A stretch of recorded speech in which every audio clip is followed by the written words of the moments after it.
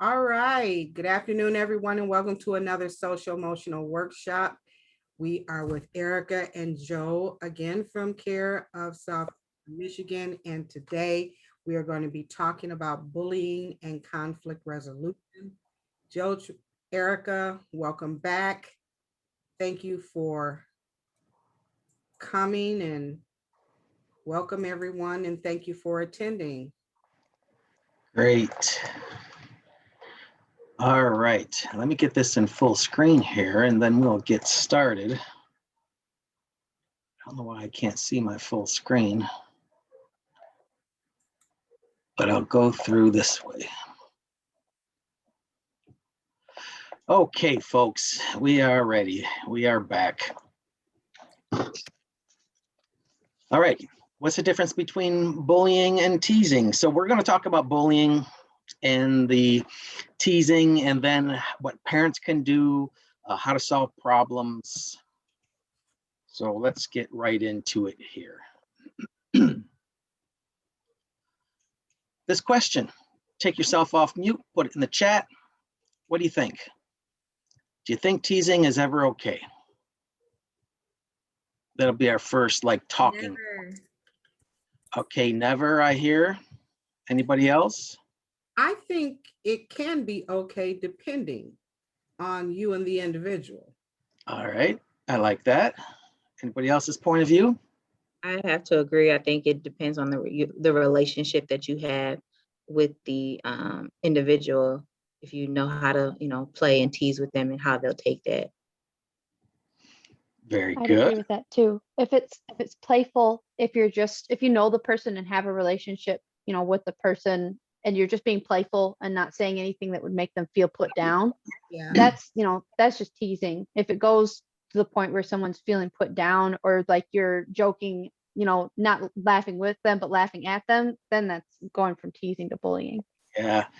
In that first comment that was like never, I can see that point of view too. Like teasing is kind of rude. It's kind of creates a little conflict maybe, but all the other, what everybody else was saying is pretty much on, because teasing is part of our culture. It's how kids communicate with each other, how they have this social exchange and bond and form relationships. When kids, like middle school kids, pre-adolescence going into adolescence, when they start getting more clever language skills, the language skills start developing, they use them with insults. They use them by teasing and by kind of building those bonds, just like you said, that relationship thing. And if they get along, if they know each other, if it's not harmful. And it shows that they can joke and still be friends, right? So there's a little joking banter, you tease me, I tease you. You even might cross a line and tease me and I get offended, but I know that you didn't mean it. You just crossed a line and we can still be friends. So it is kind of like a social engagement, a little bit of relationship building. And like everybody shared, done in the right spirit, it could be positive relationship. Look at adults, when we go out with our friends, we kind of tease and we have a little sarcasm. So it's kind of like a little bit part of our culture, as in relationships and getting along and having fun. And it helps them learn to deal with constructive criticism. It's part of how they relate to each other. Oh, I like this one. It's used to, I don't know if I'd like it, but it's very interesting, to influence each other and change behavior for the better. And an example of this one would be, let's say a bunch of people at the lunch table, and this one girl is staring at this boy all the time. And her friends are like, oh my goodness, you keep staring at him. Why don't you get up and go talk to him? Why you just keep staring at him? So they're kind of teasing her, but they're motivating her to change her behavior to go talk to that gentleman, right? So teasing could help somebody change behavior or motivate them to do something. And like any other communication, the purpose here Some topics that are awkward to raise in serious conversations are easier to raise through a little bit of teasing. So if I can't talk to you directly about it, I don't know how, it's a little scary, it's a little tough topic, then you can kind of joke about it a little bit and tease. So there is some positive things about teasing. And now this is what you guys shared in the beginning here. If it's taking place in a strong relationship, that way, even if you offend me, I know that we can still be friends, and I know you probably didn't mean to cross the line. You just didn't know where the line was, right? So we're teasing and it hurts, but you know, we have a strong enough relationship to deal with that. That joking tone of voice, this one could be, I don't know, where is that line, you know? So we could use it teasing, and you know it's teasing because of that tone that you're using. Oh, you're so stupid. You know, I really don't say you're an idiot or you're stupid, but that joking tone that you can tell somebody's teasing. But I guess you would have to have that relationship for that to, you know, that to work. The person being teased doesn't look distressed. So you're really not teasing somebody where they are hurt and you see them down, their eyes are down, they're feeling really hurt by it or scared. And when we're teasing as a way of fitting in, that everyone is teasing. So everyone is getting a piece. You know, you tell me a mama joke, I tell you a mama joke. We have an equally sharing. So everybody is part of it in equal pieces. And it's really not meant to hurt anybody. Although kids are, you know, their minds aren't fully developed, they may be a little immature. So do they know the difference between these things? Us as adults, we can see that it's teasing because we can recognize the tone, we have that strong relationship, but a child might not know the difference between teasing and bullying. And when they do show that, if they don't know, they will show a little bit of distress or hurt. And then we would say, oh my goodness, I didn't mean to hurt you. Now, I put this training together because one of the school districts called me up, and they were getting a lot of parents complaining about bullying in the school. So the school would do the investigation and really find out that it really wasn't bullying, right? These are just, you know, kids being kids. I know bullying is really serious and we have to take it seriously, but in these situations that the parents were calling about, there really wasn't a serious thing going on. So they asked me to put this presentation together, and then I went into the school and I did a presentation for the parents, you know, the difference between bullying and teasing, and some skills for parents on how to address either a bullied child or if their child is the bully. So let's say teasing turns into bullying. Where is that line? And I found this acronym on the web, on the internet. And if it's repeated, so it needs to be repeated either, you know, daily, every time I see the person, it's going to be repeated. An imbalance of power, and I'll describe that imbalance of power a little bit on the next slide. And then purpose with intent to embarrass or hurt or exclude or harm somebody else. I didn't like the acronym using the A with the N. I'm like, oh, that's a cheat on the acronym. I wanted to use the I, you know, why did they use the N instead of the I and call it RIP? But when I typed it, I said RIP, and I was like, oh, okay, maybe that's confusing, rest in peace. So I left it as RAP, rap. So it needs to be repeated, the imbalance, and typically all three of these things need to take place. So it needs to be repeated, there has to be a power differential, and it has to have the intent to harm or hurt others.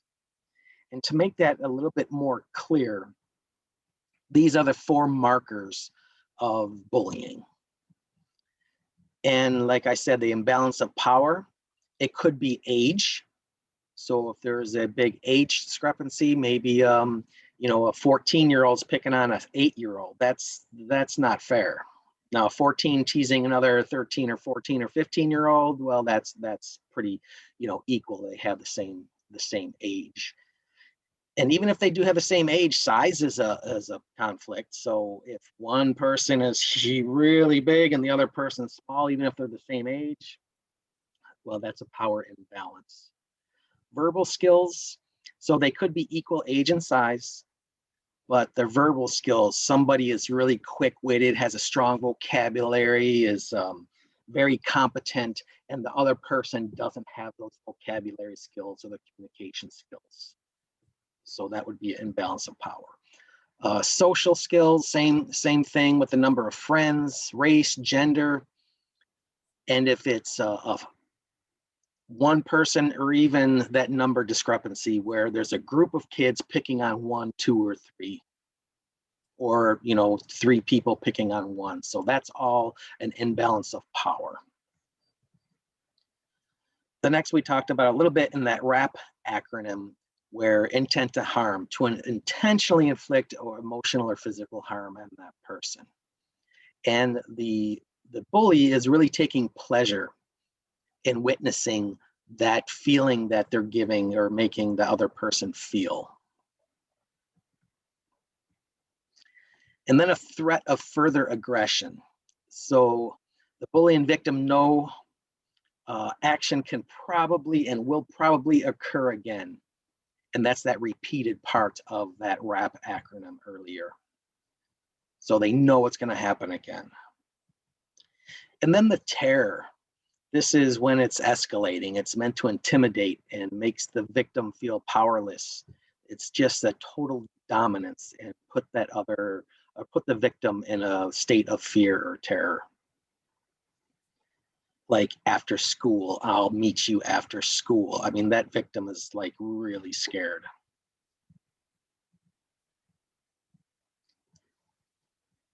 So the different types of bullying, verbal, of course, is all the name calling and the insults, and physical is anything, flicking, hitting, punching, twisting, pulling, anything physical. Or harming anybody's property. And one thing that's not in the physical here is blocking their path. So if they're walking down the hallway or if they're trying to get through a door and the bully blocks their path and won't let them pass, that's also physical bullying or harassment.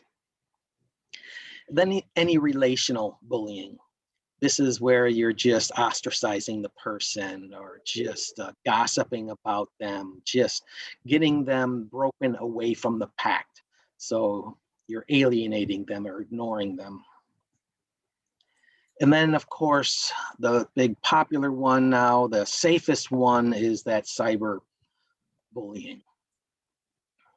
So using any forms of even the gaming systems, if they're playing on their Xbox and stuff, there's bullying going on through there. So it's any of the social media, of the emails, texts, even the gaming systems.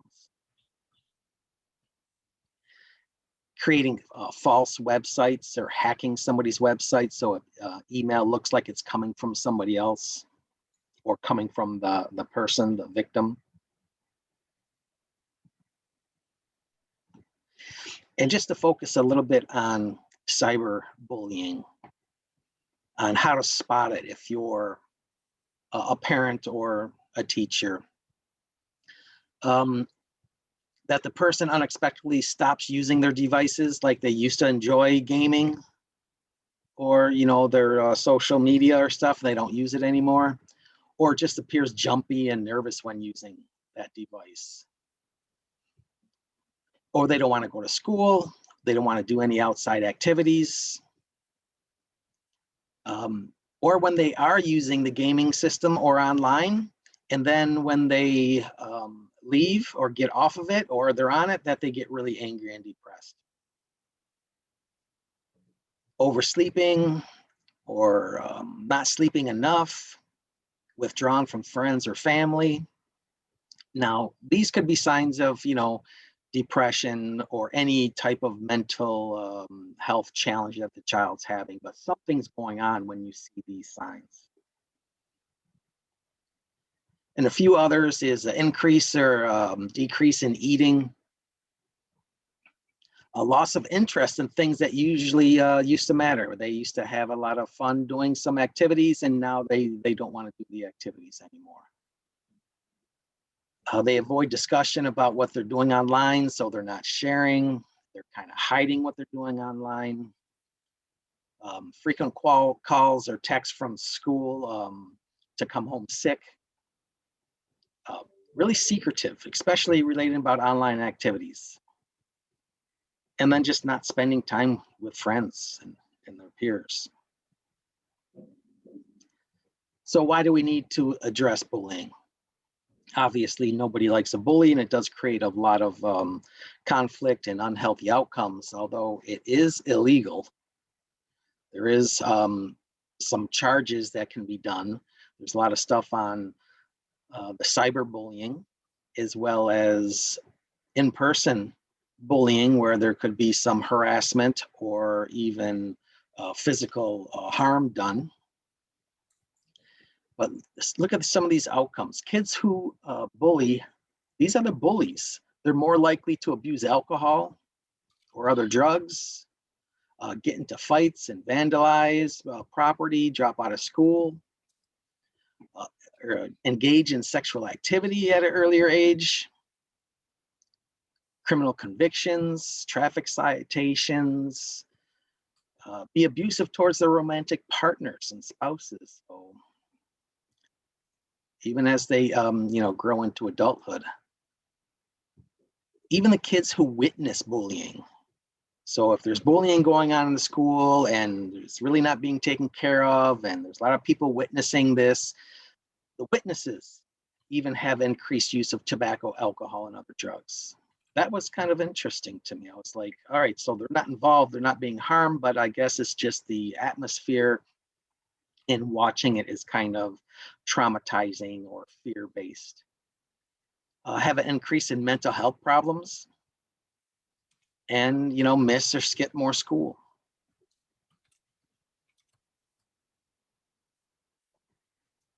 So consequences of bullying or harassment, of course, there's school suspensions, detentions, expulsions, school parent interventions. So the parent would have to go into the school to do whatever interventions that the school has in their discipline plan for their child. Any consequences dictated by the school policy, and parents should read that school policy. And for harassment, there's types of harassment may be the basis for a lawsuit. There's sexual harassment, hostile workplace, physical, from causing harm.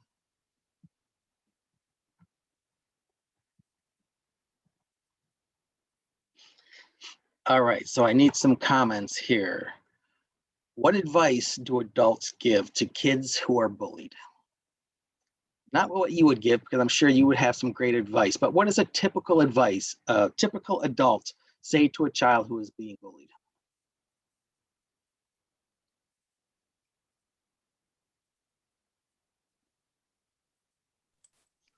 What do you think kids hear most often? Have in the chat, Joe, some adults say punch back.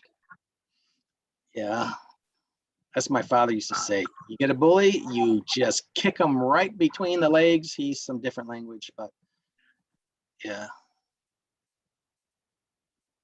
Tell an adult. Tell an adult, okay, that's a popular one. These are the top 3 that parents said. Just walk away. Don't let it bother you. Ignore them. And there's that tell an adult. But what the kids are saying, that doesn't work, right? So the parent is sitting down and say, what you have to do is you got to punch them, or you got to walk away. Don't let it bother you. And that's not enough for these kids. These kids are saying that doesn't work, Mom. That doesn't work, Dad. So we asked the kids what does work for them. And this is some of the things that they said. So somebody says something, they're teasing you or they're bullying you, and you just say, whatever. Yeah, and your point is, so all those little one-liners. so that you don't get that emotional reaction that that bully is after. Because that bully is after you crying. That bully is after you getting angry and hyped up. That bully's after your hurt and pain. So by letting them know that, yeah, whatever. Oh, I'm supposed to care about that. Now, the child needs a lot of assertiveness, a lot of bravery to do this. Not all kids can come up with these one-liners. Even if we tell them how to do it, not many kids are that assertive to say these things. But these are great things to tell, to work with your child. One popular one is, you know, what happens if you laugh with them? You know, because they want you to be hurt. They want you to react. So what happens if you just laugh with them? Saying, oh, you're so stupid. You failed that test. You're an idiot. And you just say, yeah, I did bomb that test. Yeah. And just let it be. I mean, what else does a bully have? Because you just agreed with them that you failed the test. Or you really stink at basketball. You're the worst player on the team. And you just say, yeah, you are a lot better basketball player than me. I got a lot of work to do. That's not what the bully is expecting. But still, that child needs some self-worth, some self-esteem to have responses like that. So we will work with our children to have those responses. But one of the really great ones is this last one. It's just like, why would you say that? Or why would you do that? You know, throw it right back at that bully. Now, what parents should not do? So when your child is being bullied, don't minimize, don't rationalize, don't explain the bully's behavior. Oh, the bully probably has a hard life at home, you know, hurt people hurt people. Don't try to explain it away or minimize what that child's going through. Don't solve the problem for your child. We're going to empower him or her by including them, kind of some of the things that we went over on that last slide, and kind of giving them one-liners and helping them. But if we solve the problem, that child's going to continue being a victim because we're not helping that child build their confidence, their self-worth, their vocabulary, their assertiveness. So if we go up there and call the school, or if we go up there and solve the problem for that child, we're not doing them any favors. Tell the child to fight back. Somebody mentioned that one in the beginning. So we shouldn't tell the child to fight back physically or verbally, because that would just escalate the problem. Now, this one's debatable. I heard a lot of parents in my parenting groups that said, no, if my child's being hurt, I'm going to tell my child to hurt them back. And I was like, well, I can see that as protecting your child. You can teach your child that if you are being harmed, you need to protect yourself.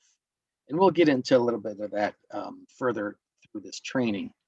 But that was a touchy one for some parents in my groups by saying, don't fight back. Now, if you fight back, there's school consequences, there's legal consequences. I kind of compare it to a sports like hockey or basketball, so here it is, the person does the foul, and then the person who was fouled, they hack back, and the referee only saw the retaliation, and they get the penalty and sit in the penalty box because of that retaliation. So when your kid gets involved in the retaliation, then now there's two problems. Now there's two assaults going on. So that one is a really tough one for parents. But we are going to protect our kids from bullies and have them have the healthiest outcome. But if you start verbally fighting back and physically fighting back, you're not solving the problem. You're just having two problems now. Parents, don't confront the bully or the bully's parents alone. So don't go over to their house and knock on their door or wait for them in the school parking lot and say your child is bullying my child because that has some very unhealthy outcomes. You'll probably look like the bully, and it could escalate into maybe the parents fighting in the parking lot. So don't confront the bully's parents alone. Don't tell your child to toughen up or stand up and be a man or a woman, because if that child's being bullied, they're kind of victimized. They feel bad. They don't have the strength or the self-worth to stand up for themselves. And when you tell them to toughen up, it only makes it worse. You almost sound like the bully's partner by saying, come on, toughen up, don't do that. And you're really telling them to do something that they would do if they can and if they had the skills to do. So when you tell your kid to toughen up when he possibly or she possibly can't, it's really harmful and discouraging. Oh, I like this one. Don't assume that your child is not a bully. A lot of times the victim is also the bully. And that happens when your child's being bullied and they get so angry that they bully other kids. So if the hierarchy, they can't bully the bullies, so now they're just bullying other kids because, you know, they're being bullied, so I might as well let it fall down the food chain and bully people that are under me. And a lot of times it's kind of hard to tell who's the bully and who's the victim when you have that retaliation. So if your kid is always in trouble and stuff and you think that they're being bullied, they could be involved in bullying also. It's really convoluted when you have that conflict. And parents don't ignore the problem. And I'm sure many don't. I think they overreact, especially when it is just teasing and social connection and just even some negative teasing, they call it. They say that it's not bullying. It is negative teasing. Yeah, it does hurt, but it's not bullying where it has those 4 markers where it's repeated and it has the intent and it has the fear and the terror in there. So let's look at your child being bullied or teased. We don't know if it's being teased or being bullied. So we're going to ask these questions to find out what the child's relationship is, or what is their experience at school or with their friends. So these are some really cool questions. So are these kids who tease you your friends? Do you like when they tease you? That's an interesting one. I remember when I was younger, it wasn't bad being teased because you were part of the group. Remember in the beginning, we're talking about social group and connection and bonding. So kids who are teased, they're kind of popular as long as it's not that toxic teasing or, you know, like people who have nicknames. Even if the nickname is kind of not the cool nickname, but a little negative nickname, it's not that bad because you're kind of in the group, you know? I actually wanted a nickname when I was younger, but I wasn't really in the social groups and stuff at school, a little shy. But some kids don't mind if they're teased. Do you tease them back? Because if there's equal teasing, if they tease you and you tease them, so it's just teasing. If you told them to stop teasing you, would they? That's a good question to ask that child. What would happen if you told them to stop? And if they can answer that question, that would be interesting. If you told them they hurt your feelings, what would they do? So all these questions here are pretty interesting. And any no or I don't know to any of these questions, then it could be that negative teasing or bullying. But that's a great conversation to have with your children. So as a parent, I'm going to talk about it as soon as possible. So when I do see signs of my kid being teased, I'm going to bring it up. You know, the earlier we can talk about it and the earlier we give our kids some tools, you know, the better outcome. It might not escalate to even bullying or that negative teasing or bullying. We're going to set cyber safety rules and even set some guidelines for that child on where they go and who their friends are, kind of thing, to watch them. Communicate with your child about their social media habits. So I'm going to monitor them. I want to know what social media sites that they're on. I want to know what's going on, you know. Even if it's teasing, even if we ask those 5 questions earlier and we find out it's teasing, we still say document the situation. Because if there is a level of teasing that's growing, we document that, because when it does change into bullying, at least we have a pattern. And in litigation, and I teach some leadership, professional development, leadership skills and stuff, and it says if it's not written down, it didn't happen. So if there is things going on that don't seem as serious, but you can still document to establish that routine or how often it happens.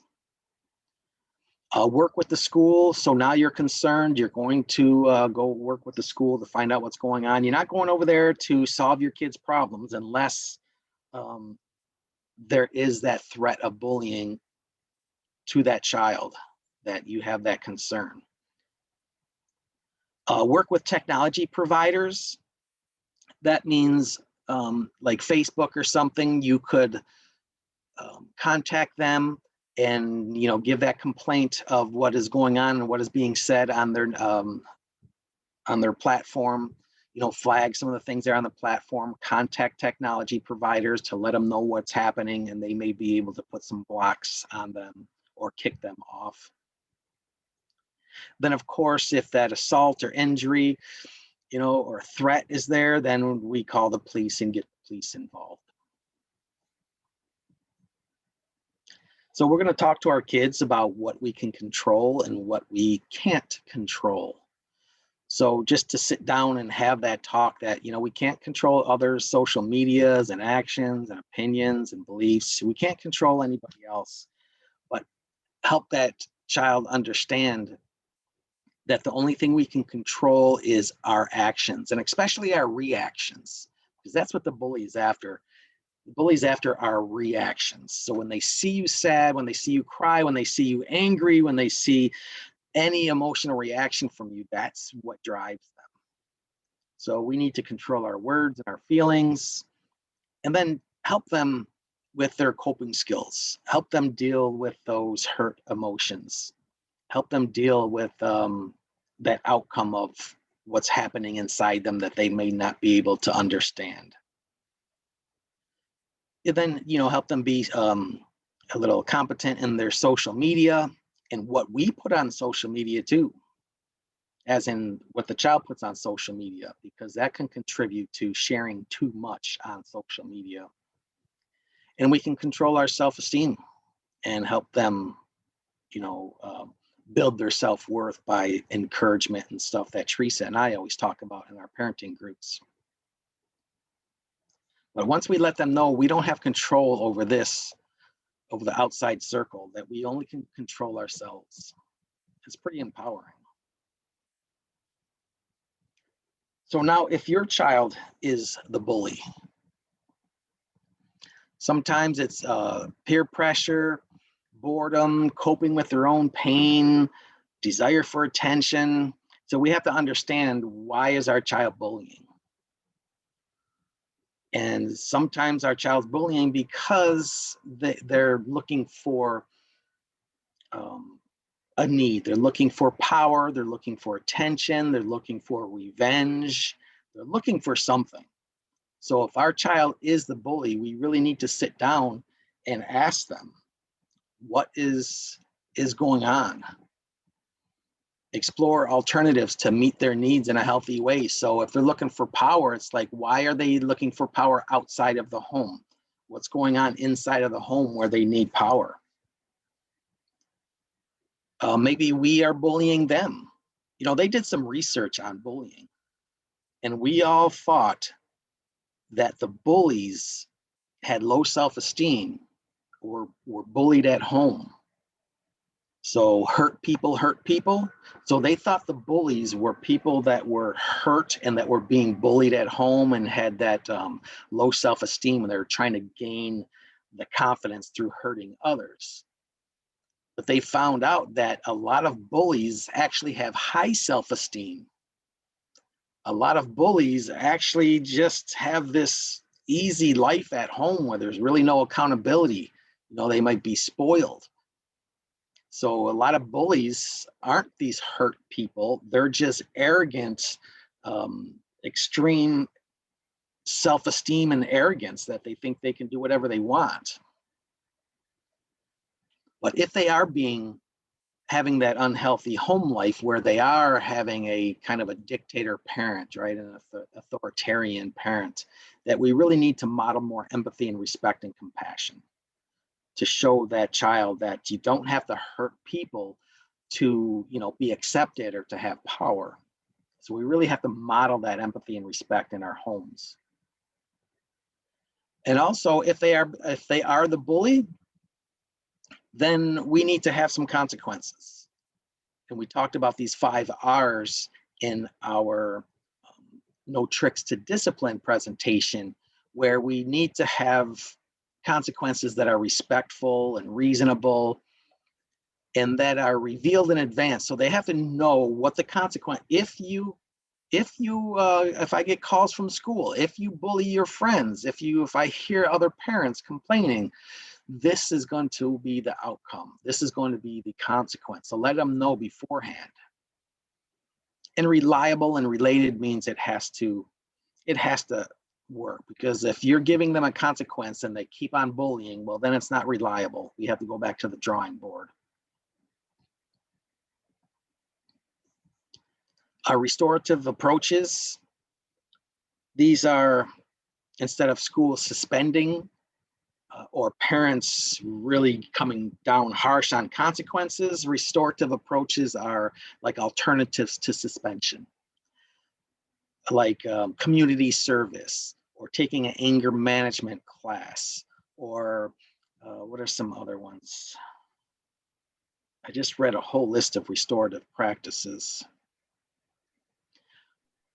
Of talking to the person that you hurt and telling them that you're sorry, and telling them, or if you do something destructive, that you have to make it better and fix what you broke, or repair the vandalism that you did, instead of coming down on them with a suspension or expulsion.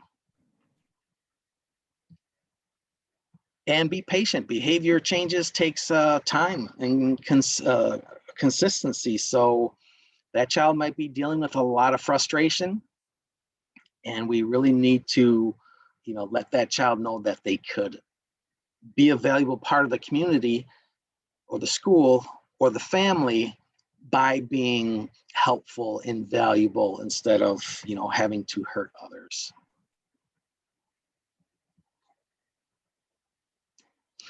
Now, the bystander effect. You know, the bystander effect, they did all the studies when, if it's one person witnessing something like a crime or something, they're kind of obligated and they will help or call 911. But if there's a whole group of people witnessing something, everybody is sitting there like, well, there's so many people here, somebody else will call, somebody else will step in. So that bystander effect says the more people witnessing it, the less help that will be provided. But if only a few people are witnessing it, then somebody will step in. So we need to teach our kids that if we are witnessing bullying, that, you know, to be accountable and to step in. Joe, And do you we- mind if I add Yeah, something to this? Is that okay? Yeah, please do, Okay. Eric. So I have a friend who is a teacher at Fitzgerald High School, and she was the English teacher of the young lady who was stabbed and killed back a couple of years ago. And the night before that incident happened, there was posts on social media suggesting that, this girl could be in trouble, could be in danger. And it was not reported to the school administration. It was not reported to the parents of this person or to anybody else. And I definitely feel that the bystander effect definitely plays a part in both social media as well as like in person too. So, it would be my recommendation to, our participants today, if you see something like that on someone's social media, where there's a threat of violence or threat of harm against someone else, especially involving children or youth, don't be afraid to say something. That's why schools have hotlines. That's why police departments can take anonymous tips. I always think of, if that were my child or if that were someone in my family that I cared about, would I want someone to step up and say something for me? So there are definitely anonymous ways to report it. And it just is like in my opinion, like a basic human courtesy to, your fellow human beings to try to look out for one another. Yeah, thank you. I'm kind of the guy that is like, my father always told me, mind your own business, right? Stick to your own. But I don't know what his intention was, to keep me safe or just to, mind your own business. But yeah, now that, we're all grown up and we have new information and all, yeah, absolutely help inform our children to help somebody else. That's that empathy and kindness. But our kids might not know how to do that, so we need to help them. We can tell the person to stop. Don't just watch. Tell an adult, maybe you don't want to get involved because now that bully might put his energy to you now. Or if you try to break up a fight, now that you might get punched and you might be in the fight now. So you might just want to go tell an adult right away. Or just like Erica shared, call the hotlines if you see something on the social media and stuff, but tell them that we need to protect each other and help. Or a way is to don't spread the rumor. You hear the rumor and you just don't contribute to telling your friend and they tell two friends. A way to stop the gossip. What can you do? And this is an interesting one about even gossiping in the workplace. Everybody has a gossiper in the workplace, I'd imagine. Kids gossip. So how can we stop the gossip line? What can you say to a gossiper?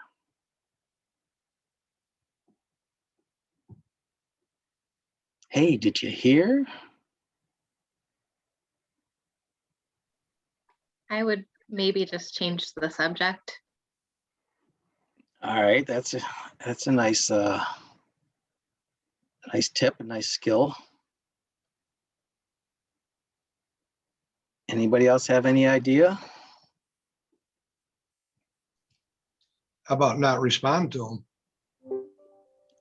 Okay, so your best buddy comes over, or maybe not your best buddy, might be a gossiper, but somebody in the workplace comes over and they're say, hey man, you know what's going on? Hey, did you hear about what's going on with so-and-so? You're just gonna turn your back and not talk to them? Change the topic. Yeah, like Michelle said, change the topic. I kind of take the opposite approach, and I will, the gossiper, I'll engage, like, just to hear what they have to say, because sometimes you can put the puzzle together if you have all the pieces, and that person might have a piece of the puzzle and you just listening to what they're saying, whether it's a teacher or whatever, whether they're talking about a student or another coworker, you can kind of put all the pieces together just by listening sometimes. So I'll listen and entertain it to an extent, to maybe find out some information that I need to take to somewhere else, depending on what the situation is. All right, so yeah, so you want to keep them talking to get whatever information you can. It might be valuable information that you might use to be a bystander. A lot of times when I'm in that situation, like Kelly was saying, I'll listen. And then if they're ever like, yeah, isn't that crazy? I'll just be like, yeah, I'll never say anything to where somebody can go back and say, oh, well, Rochelle said, this is how Shelly felt about it. So I will listen. I won't just shut somebody out and be rude. But I'm never gonna just like add any fuel to the fire. I'll just be like, oh, wow, and not really Yeah, give my same thing. opinion about it because I don't know the truth. So Yeah. So, and that's great now, but that person knows that they have an ear to come and talk to. If you listen and play, play and listen and stuff. A few good tips that I've heard about how to stop these rumors is, I'm concerned that if so-and-so hears about this, that they'll feel bad or get hurt about it. Or, what is your intent in telling me this? Or, I really feel uncomfortable hearing this information. You're letting that person know that, hey, why are you telling me this? And don't, because if you go along with it, they kind of know that they have an ear, you'll listen. Because gossip is kind of cool. You kind of are in on all what's going on. Gossip is actually an ego thing. The person gossiping has a big ego because it's like, hey, did you hear? You don't know, I know. So they feel pretty proud to share all of that. And the person hearing the gossip, there's a little ego in there too, saying, hey, wow, I'm pretty privy to hearing all the inside information here. So there's a good feeling about it. But there's some really unhealthy outcomes. So to stop that gossip in the workplace, you would, say that, what is your intent in telling me this? I feel uncomfortable hearing it. I'm concerned if so-and-so hears this. Or did you tell them your concern? Have you told them yet? So there's a little handful of these little one-liners to let them know, like, please don't tell me. You could All say, right. that's not really nice, and take the opposite perspective of what they shared. Oh, I like that one. Wow, that was not very nice. I was also gonna say, I'm sorry, go ahead. No, I'm sorry, you go first. No, I was also gonna say, yeah, like if it's ever a situation where somebody's like telling me and they're being rude or they're like actually talking about someone, I'm always like, well, did you talk to that person? Or like, you know what I mean? Like, well, like you were saying, what do they feel about it? What I was saying before was just more like, in a situation where it's more of a thing where everybody knows, but it's really not, whoever they're talking about, they haven't shared that information, but one of those situations. But typically if somebody's talking about someone or, just sharing something nasty, I'm always like, well, what did they say? Or how did they feel about it? Just to kind of turn it back around so that person can be like, oh yeah, well, you're right, and think about it. Yeah. Well, thank you. And teaching our kids the difference between tattling and telling. Tattling is wanting to get somebody in trouble. Like, teacher, he did this, you're telling mom, they did, his older brother snuck out the window. You just want to get them in trouble. But telling is actually protecting somebody. Telling is informing somebody because there's some harm involved. And I think if the older brother snuck out the window, I don't think you'd be tattling on them. I think you'd be telling, because that is some dangerous behavior, and you're informing your parents that older brother could get hurt or get into some trouble. So tattling is just getting somebody in trouble, but telling is informing them to protect somebody. And a lot of kids don't know, because snitches get stitches. So nobody wants to snitch, but if you tell them it's not snitching, it's protecting them. That's a whole different mindset that child could walk away with to protect somebody else. And we talked about the 4 styles of communication here, but look at think of it as the bully.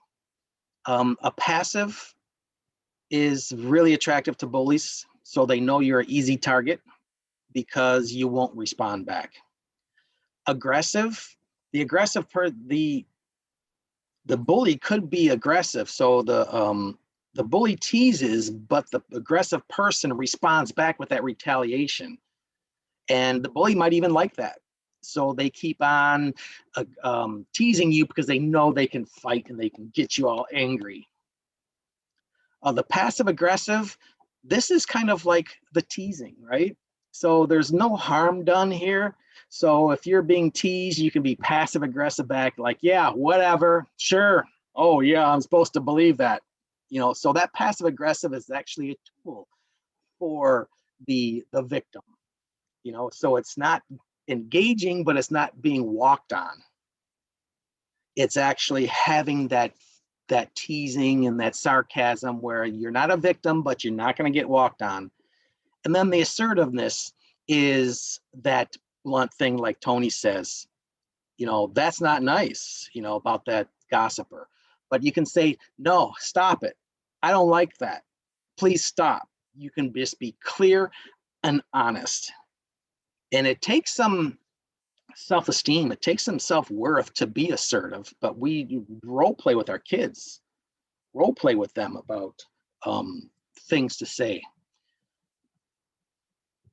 You messages always kind of antagonize and create more conflict and defensiveness. So we want to avoid you messages as parents talking to our children and as the kids defending themselves. So with parents, we're going to have these talks with our kids, prevention talks, identify the problem. You know, I've noticed, you know, a lot of bullying, or I heard about a lot of bullying, or I've noticed that you've been coming home sad and hurt from school or whatever it is. You know, share your thoughts and feelings about what's going on. Let the child go first. So what's going on? How do you feel about this? You know, just ask those open-ended questions and get that dialogue going. You have to have a relationship, a safe relationship with your kid for them to tell you what's really in them, because they're going to say nothing, no, everything's fine, don't worry about it. So you really need to dig and be safe. Generate guidelines for behavior through brainstorming, you know, going through those role plays, guidelines for the internet, guidelines for where they go and who they're hanging out with. Decide on logical consequences. And for the victim, there really is no logical consequences. Really, they're the victim. So we just need to generate guidelines to keep them safe. But the bullies have logical consequences. And then follow up, keep that conversation going. So how's it going? You know, where'd you sit for lunch today? Did you cross paths with so-and-so? You know, follow up. How did those new one-liners work for you? And keep that dialogue going. And respectful communication, this is only for the parents, and I'll tell you why in a second here. When we use iMessage as parents, you know, I feel concerned when, you know, you're being teased because I can see it's really hurting you. You know, I'm concerned when you go to these places because it sounds like it's dangerous. So use those iMessages to identify the problem. But I wouldn't teach the child an iMessage to respond to a bully. Macomb Intermediate School District, the parent educator there does these bullying presentations and stuff. And she says, when the victim says, I feel hurt when you tease me because that's not nice, bullies love that. When the child says, I feel hurt or I feel disrespected, that's what the bully's after. They're after your feeling. So don't tell kids to use an iMessage to confront the bully. We need to teach our kids to be assertive with the bully, to say, stop that. Why would you say that? You know what? I'm gone, I'm done. You know, so be assertive and cut it off, but don't say, when you tease me, I feel hurt because that's what the bully's after. So iMessages don't work for children on bullies, but they work for parents talking to their kids. And this is the best step-by-step problem-solving case here. This comes from Systematic Training for Effective Parenting. First, understand the problem. That's like identifying the problem. I feel concerned when you're being picked on at school because somebody can get hurt. It's dangerous. Now, this is where you're going to brainstorm ideas. What are some things that you can do? Now, let the kid come up with their own. Don't say, this is what you need to do. You need to do this. You need to do that. You need to say this. Let the child come up with their own ideas, because that's empowering. And what are they usually going to say? What are some ideas? The first thing that comes out of their mouth? I don't know. And then we say, you know what? This is a tough one. Don't give them 10 answers after they say, I don't know. Say, you know what? This is really tough. Why don't we think about it for a while? We can even talk about it after dinner in a couple hours tomorrow, but don't give them the answers.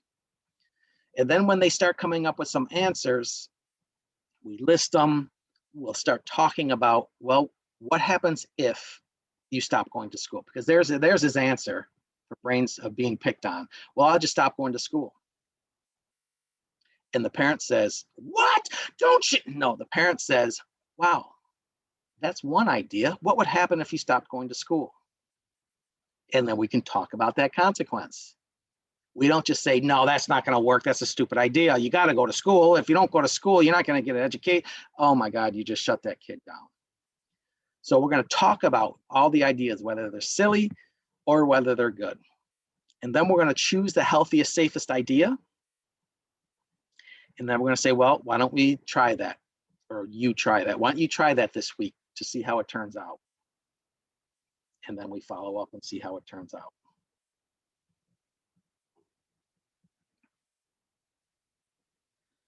So some great resources. We have this PACERS National Bullying Prevention Center. This is a PDF of a whole thing about what parents can do to protect their child. It's probably like an 18-page PDF. It's really great little booklet. And then you have the Department of Health and Human Services, stoppingbullying.com or .gov, as well as the CDC prevention has a lot of stuff on bullying. Oh, another PDF on that one. And then we have the crisis lines, Detroit, Wayne, and Macomb, and Oakland.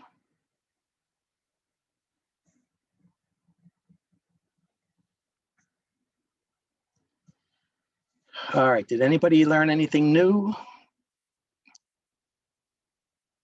What will you do? How can you help?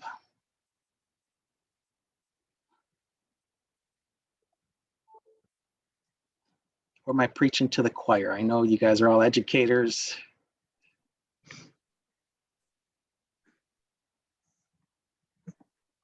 I thought the bystander effect was really interesting. Oh, great, thank you. You ever hear about those studies? There's one person who was murdered outside. I would think it was in New York. They were stabbed on the stairs of this in this big neighborhood. Everybody was watching. Everybody's out their window. Everybody's witnessing this whole thing. Nobody called. That's where they started the that whole bystander effect study.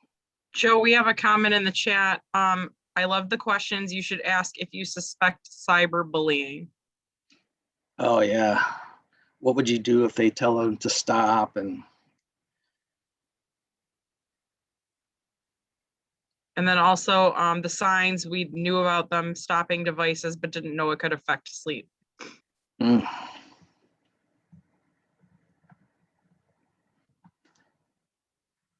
Well, it's 3 o'clock, my friends.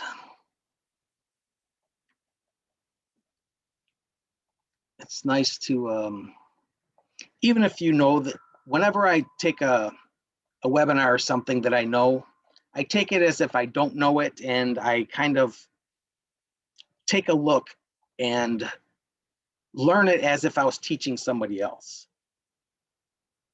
So I teach a mental health first aid, and I have a psychology degree, know a lot about mental health, but when you teach it, you're listening for the information on how to use it to teach somebody else. I don't know if that makes sense or not. But I appreciate you guys' attention, participation. You guys have any questions, comments you want to make? This is our last social emotional workshop for the school year. I want to thank everybody for their continued participation and attendance at every one of our sessions. Thank you guys so much.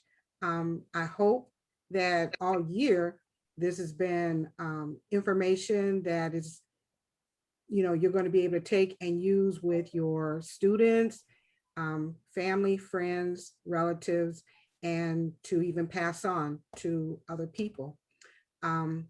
Joe, thank you so much. Erica, thank you. And thank Teresa in her absence. They will be back next year and we will do this and some other new stuff all again. So thank you guys.